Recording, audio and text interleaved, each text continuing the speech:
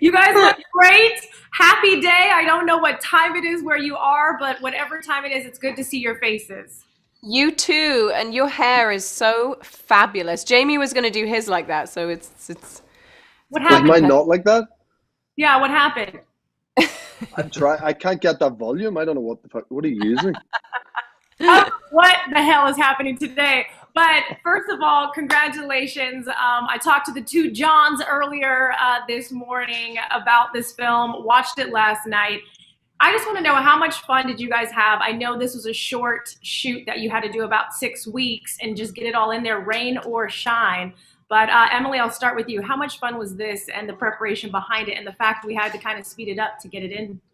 I mean, there it was so much fun, too much fun, really, and very sad to say goodbye at the end of it. It was just, it was wild and beautiful to shoot in Ireland and to be embraced by the Irish people there, and we were made so welcome, and it was just endlessly fun. And it was kind of like being in like a school camp or something. We were all kind of staying together in this crazy hotel and in the middle of nowhere, and it was just magical, magic. What, did you experience the same magic, Jamie? I'm sure you did, right? I did. I brought the magic. That was He did that not was. bring the hair. He's sort of lacking in volume, but like really big on magic. No, I'm the magician. You are the magician. I love this. I love that there's a little bit, obviously, Jamie, everyone loves, you and your character, Christian Grey. And then we see you in these different roles now, too. Who would you say you're more like, this character in Wild Time, or would you say you're more like, where do you pull from? Uh, I will probably never play a character again in my life who I'm least like than Christian Grey. So it's an easy answer, Anthony. Like I'm not like Anthony in many ways too, but Yeah. he's definitely slightly closer parallel to me than your other guy. Your other guy. The romance in this and the fun that you guys have, obviously it's a little push and pull, a little awkward, but it ends up, working out, not to have any spoilers here. But what is that like for you and what does romance mean to you, Emily? And just what you want people to take from it as romance?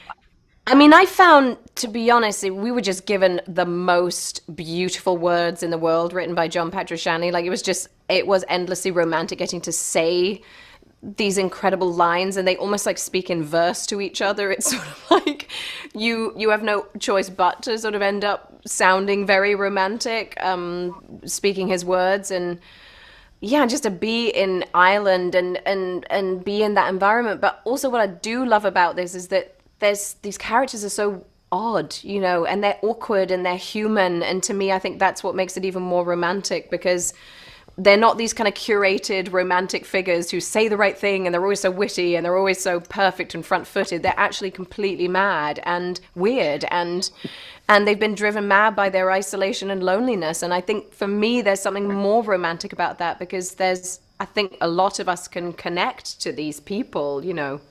I was gonna say it's more realistic than when you have Well, something perfect. yeah, I mean, it's never like for me. I don't know. I don't know if I just feel everything has a bit of a push pull to it when it comes to romance. I don't know if it is ever quite linear or perfect and or idealized. So I think the film really represents that. Absolutely. And Jamie, the cool thing is, you've been open and honest about your marriage, your relationship with your wife. This is a family affair for you. She composed music for the film. How is that so great and seamless for the two of you to be able to do projects together like this? Yeah, it was just very cool to get the opportunity to do that. We both obviously work in the industry, but we could have gone the whole way through our careers and never got to work together. So it was just this really cool serendipitous aspect of an already really brilliant experience making this movie. That the composer's the last piece of the puzzle. So Millie came on to late, and yeah, it must have been strange for her. Working in the studio up here we have at the house, and dealing with my sort of shaven, side burned face all day, and then seeing this sort of bearded joke like walk around the kitchen. But she, you know, it was a very cool thing that we got to work together. I have to wrap it up, but I'll just ask this last, and it's very quickly, just a number. Emily, you first, Jamie, you second. If you could explain your life and your marriages and your relationship on a scale of 1 to 10, the awkwardness, what would it be? What number? Oh my God. Oh. The awkwardness. Do you mean now or when we first met? Ever any Now?